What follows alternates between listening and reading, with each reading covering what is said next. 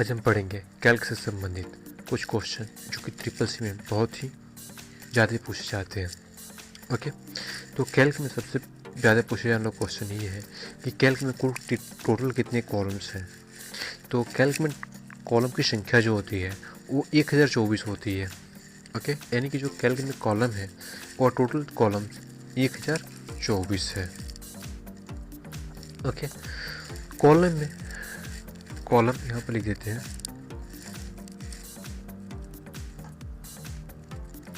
Total column की संख्या 1024 है। नेक्स्ट जो क्वेश्चन है इसका कि कैल्क में कितने रोज हैं, यानी कि रोज।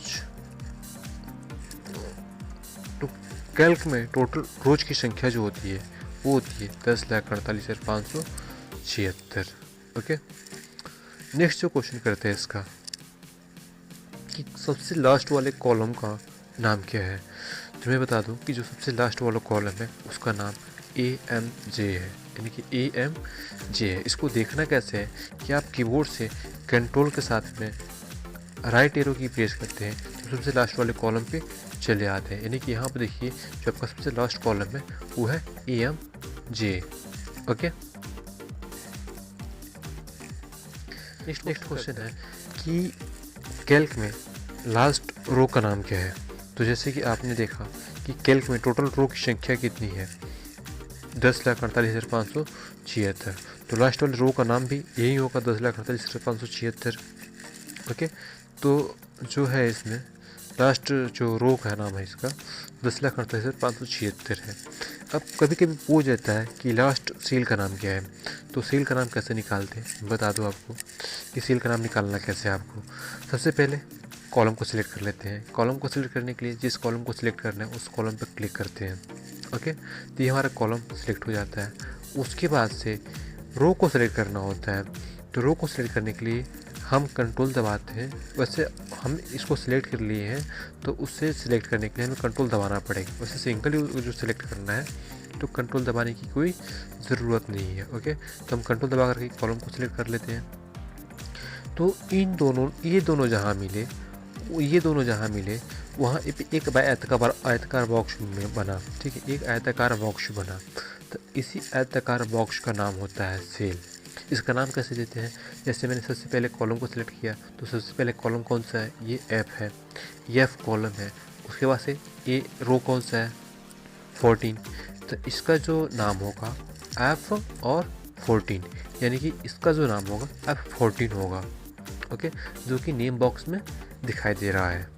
ओके, तो अभी आपने देख लिया कि हम किसी भी सेल का नाम कैसे बताएंगे। ओके, तो सबसे लास्ट कॉलम का नाम क्या होगा, सबसे लास्ट सेल का नाम क्या होगा। तो सबसे लास्ट सेल का नाम होगा सबसे लास्ट कॉलम का नाम और ये सबसे लास्ट रो का नाम। ओके, तो सबसे लास्ट कॉलम का नाम है AMJ और सबसे लास्ट रो का नाम है 10,48,576, यानी कि टोटल जो लास्ट सेल का नाम होगा वो AMJ 10,48,576 होगा।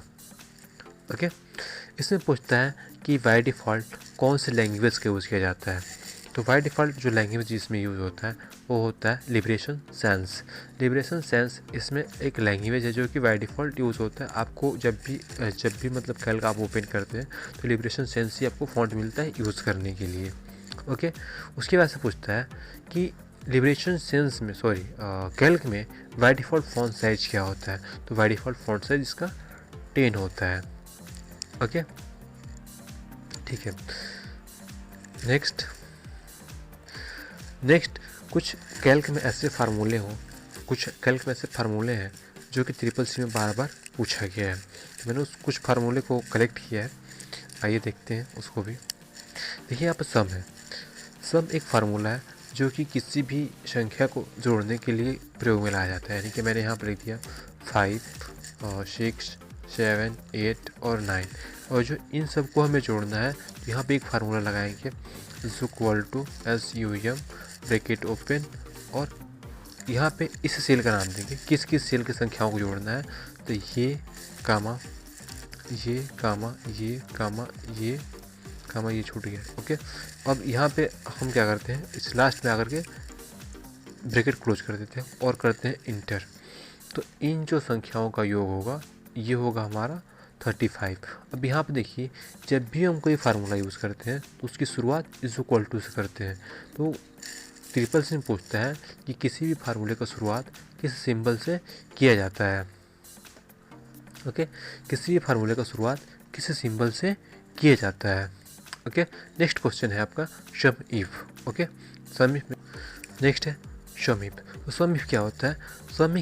सम इफ एक कंडीशनल फार्मूला होता है जो कि कंडीशन देता है कि सिर्फ किन किन संख्याओं को जोड़ना है, जो कि जैसे कि सम इफ एक ऐसा कंडीशन देता है और बोलता है कि आपको उसी संख्याओं को जोड़ना है जो कि किसी विशेष कंडीशन को फॉलो कर रही हो।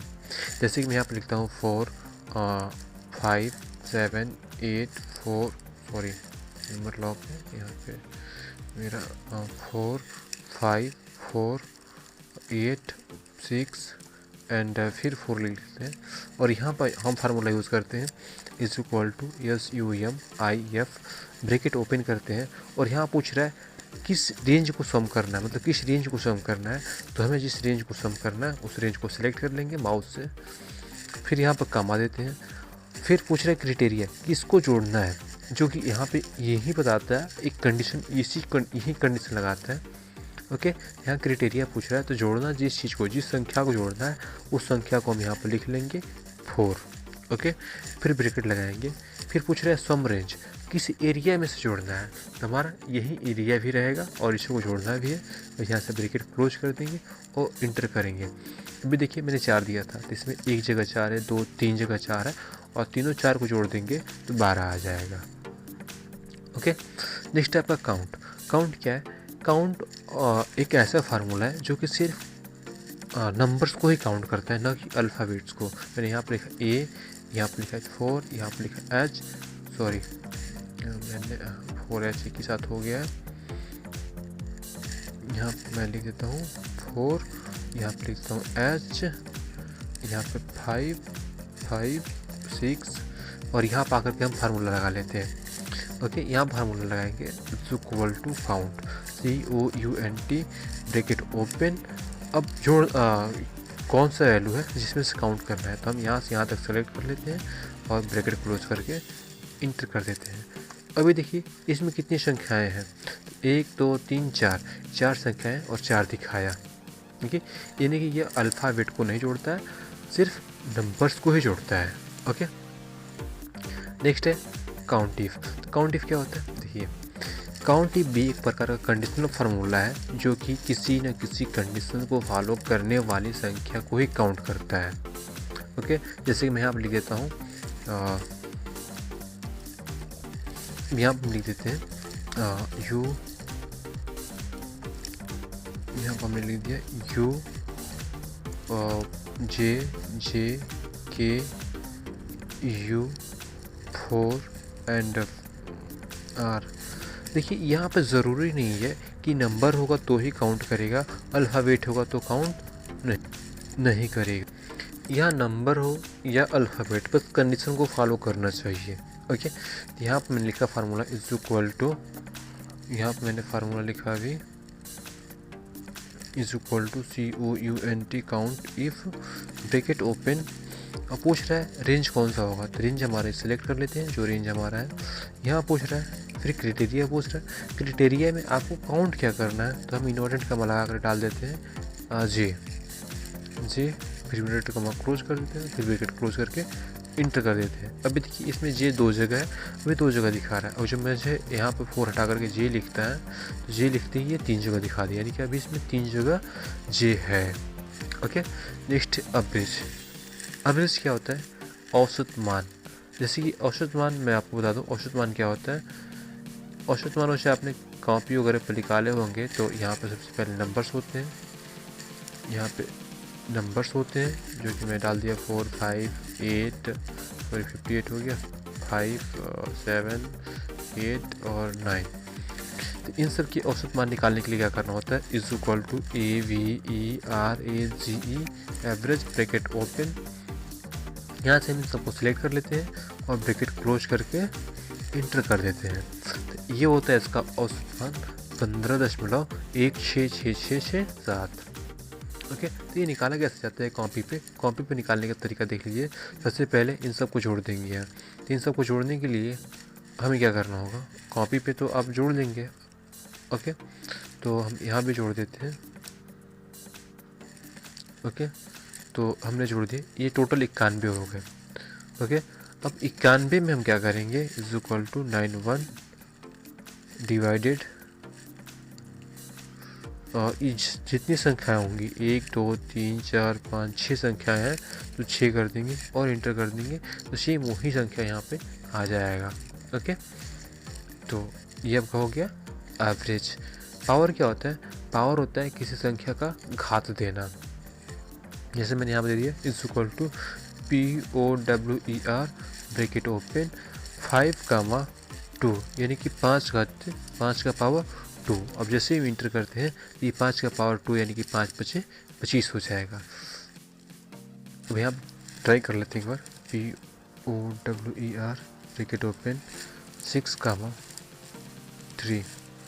अब देखिए क्या होता है इसका, 216, यानी कि 36 के 216।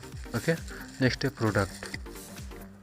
तो प्रोडक्ट का मतलब होता है मल्टीप्लाई देखिए कैसे करते हैं, is equal to PRODUCT product bracket open, किसका मल्टीप्लाई करना है, किस में करना है, 5 का मल्टीप्लाई 2 में करना है, तो ब्रैकेट ओपन सॉरी इसमें लिख लेंगे 5,2 5,2 और ब्रैकेट ओपन करके क्लोज कर देंगे, 5 दूनी 10 हो जाएगा। वैसे हम नेक्स्ट का भी मल्टीप्लाई कर लेंगे, PRODUCT, स्पेलिंग गलत होगा तो फिर नहीं करेगा काम।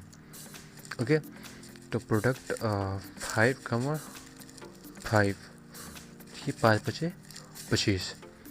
ओके, नेक्स्ट है फ्लोर। तो CCC के क्वेश्चन में सबसे ज़्यादा पूछे जाने वाला फ्लोर और सीलिंग ही होते हैं, फ्लोर सीलिंग और राउंड। ओके, तो देखिए फ्लोर क्या होता है कि जब भी हम किसी संख्या का फ्लोर निकालते हैं तो FLOR bracket open 97,7 bracket close. अब जैसे ही इंटर करते हैं तो ये आ गई 91। तो अभी देखिए 91 क्यों आया, जब भी हम 98 में डिवाइड करेंगे, सॉरी 97 में डिवाइड करेंगे हम 7 से, ये प्रॉपरली कटेगा नहीं। तो 97 से नीचे वह कौन सी संख्या होगी जो कि 7 से पूर्ण रूप से कट जाएगी। तो जो 97 से नीचे संख्या है और पूर्ण रूप से 7 से कट रही है वही संख्या हो जाती है फ्लोर। जैसे कि मैं करता हूँ अभी यहाँ पे 99 divide floor is equal to FLOR bracket open और 98,7, यानी कि अभी यहाँ पे मैंने क्या बोला था कि वह कौन सी संख्या है जो 98 से नीचे पूर्ण रूप से 7 से कट जाएगी। सॉरी 98 तो कट जाएगा कंप्लीट, तो जब 98 हमारा कट जाएगा तो 98 हो जाएगा, लेकिन मुझे वहाँ पर 99 लिखना था, थोड़ा सा। ओके, 99,7। अब देखिए यहाँ पे क्या है कि 99 तो 7 से कटेगा नहीं, तो 99 के नीचे वह कौन सी संख्या है जो 7 से पूर्ण रूप से कट जाएगी, तो 98 होगी, 98 आ गया। ओके, अब सीलिंग क्या होती है, सीलिंग ठीक इसके उल्टा होती है, यानी कि जब भी हम निकालते हैं तो कटने वाली संख्या यानी कि जो संख्या दी रहती है उसके ऊपर वाली संख्या को बताता है। ओके, जैसे कि मैंने लिखा है यहाँ पे CEILING ब्रैकेट ओपन, यहाँ पे मैंने लिखा 97,7 और ब्रैकेट क्लोज कर दिया और इंटर किया। सॉरी फार्मूला गलत था शायद कि मैंने थोड़ा सा is equal to CEILING bracket open, यहाँ पे मैंने लिखा 97,7 ब्रैकेट क्लोज कर दिया इंटर। यहाँ पर देखिए जो संख्या मैंने लिखा था 97 यानी 97, वो संख्या 7 से तो कटेगी नहीं, उसके बाद कौन सी संख्या होगी जो 7 से पूर्ण रूप से कट जाएगी। ओके, तो ये होता है हमारा सीलिंग। ठीक है, अब एक तो और ट्राई कर लेते हैं, जिससे उसमें 11 और 1209 देता है ज़्यादातर, 1209 यानी कि H is equal to ceiling CEILING bracket open 1209 comma 11 bracket close और यहाँ से कर देते हैं इंटर, यानी कि 1210। सेम फ्लोर में ऐसे ही क्वेश्चन देता है is equal to floor FLWR floor bracket open, यहाँ पे 1209 कामा 11 ब्रैकेट क्लोज और इंटर, यहाँ पे हो गया इसका 1199। देखिए फ्लोर में सेम वही क्वेश्चन था और सीलिंग में भी सेम वही क्वेश्चन था। तो एक में आया 1199 और एक में आया 1210, यानी कि कटने वाली संख्या से ऊपर वाली संख्या, सॉरी जो संख्या दी गई है उसके ऊपर वाली कटने वाली संख्या सीलिंग में आती है और फ्लोर में उसके जस्ट नीचे वाली संख्या जो उस संख्या दी गई संख्या से कट रही हो। ओके, मोड क्या होता है? मोड देख लीजिए is equal to MOD bracket open, यहाँ पर हम लिख लेते हैं 11,8, यानी कि जब भी हम किसी संख्या से किसी संख्या में भाग देते हैं तो भाग देने के बाद जो शेषफल प्राप्त होता है वही संख्या आपकी मोड हो जाती है। ओके, यानी कि जो संख्या हमारा प्राप्त होता है मतलब शेषफल बचता है वही संख्या हमारी मोड हो जाती है। जैसे फिर मैं लिखता हूँ मोड और ब्रैकेट ओपन कर लेता हूँ, यहाँ पर लिखता हूँ मैं 5 और यहाँ पर कामा करके 2 लिख देता हूँ। तो इसके बाद जो इसका शेषफल बचेगा वो हो जाएगा 1, तो 1 ही इसका आंसर हो जाएगा। ओके, राउंड थोड़ा बड़ा, राउंड देख लीजिए राउंड क्या होता है। तो is equal to round ROUND round. अब यहाँ पे मैं कोई संख्या दे देता हूँ, मैं संख्या दे देता हूँ यहाँ पे। अब देखिए राउंड क्या होता है। तो राउंड में क्या होता है कि राउंड में किसी भी संख्या को पूर्णांक संख्या मतलब किसी भी भिन्न संख्या को पूर्णांक संख्या में बदलने के लिए करते हैं। तो जैसे कि मैंने यहाँ पे लिखा is equal to ROUND bracket open और यहाँ पे मैं कोई संख्या लिख लेता हूँ 45.49 कामा सॉरी ब्रैकेट क्लोज। तो अभी देखिए ये क्या है कि जो मैंने संख्या लिखा हुआ है ये एक नॉर्मली संख्या है जो 45.49 को रिप्रेजेंट कर रही है। इसको एक पूर्णांक संख्या में बदलना है तो सिंपली ऐसे लिख करके इंटर कर देंगे तो ये 49 हो जाएगा। ओके, सॉरी 45 हो जाएगा। नेक्स्ट इसी क्वेश्चन को हम लिखते हैं is equal to ROUND bracket open और यहाँ पे मैंने फिर 45 लिखा पॉइंट। अब यहाँ पे 51 लिख रहा हूँ यानी कि 50 प्लस लिख रहा हूँ। तो ये क्या करेगा, एक संख्या यानी कि जो दशमलव आपने कभी पढ़ा हुआ कि दशमलव के बाद जो संख्या होती है वो जो 5 से अधिक होती है तो उसके पहले वाली संख्या में 1 जोड़ दिया जाता है। ठीक है, वैसे यहाँ पर होगा आपका। ओके, यानी कि आपका 45 से 46 हो गया। नेक्स्ट क्वेश्चन सेम इसी तरह का क्वेश्चन बहुत सारा पूछेगा। ROUND is equal to ROUND bracket open. यहाँ पर देखिए 45.49। अब यहाँ पे कामा लगा कर कुछ संख्या दे देता है। तो जब तक कि ये हमारा मतलब जो संख्या दे रहा है ये प्लस में है तब तक कि ये हमारा दशमलव का जो अंक होगा वह दशमलव के राइट साइड वाला अंक पर डिपेंड होगा। यानी कि जब भी हमें प्लस में कोई संख्या मिलेगी तो वह चेंजेस करेगा दशमलव के दाएं तरफ के। यानी कि यहाँ बोल रहा है कि 45.49 में सिर्फ जो 45 दशमलव के एक अंक तक हमें दिखाई देना है, यानी कि जो नंबर्स दिया हुआ है दशमलव के एक अंक तक हमें दिखाई देना है। जैसे मैं इंटर करता हूँ ये 40.5 हो गया, 45.5 हो गया, यानी कि दशमलव के एक अंक बाद तक अभी आपको दिखा रहा है। ओके, अगर मुझे इससे भी बड़ी संख्या लिखनी है is equal to 45 is equal to round ROUND bracket open 45.444444 comma 1 या 3 करते हैं। तो यहाँ पर देखिए मैंने बोला फार्मूला दिया गया है कि राउंड में 45.444444 में दशमलव के 3 अंक तक हमें देखना है। अभी मैं इंटर करता हूँ तो दशमलव के 3 अंक तक दिखा रहा है। ओके, अगर हम जो यहाँ पे कमा के बाद दे रहे थे सिंबल उसको माइनस में रख दें यानी कि 45.4444 और यहाँ पे इसको जो हम प्लस में दे रहे थे अभी तक 1 2 3 4 5 प्लस में दे रहे थे, और जिसको हम माइनस में रख देते हैं -1, तो ये जो होता है दशमलव के दाएं तरफ वाली संख्या को छोड़ करके डायरेक्ट बाएं तरफ वाले को मतलब वो करने लगता है।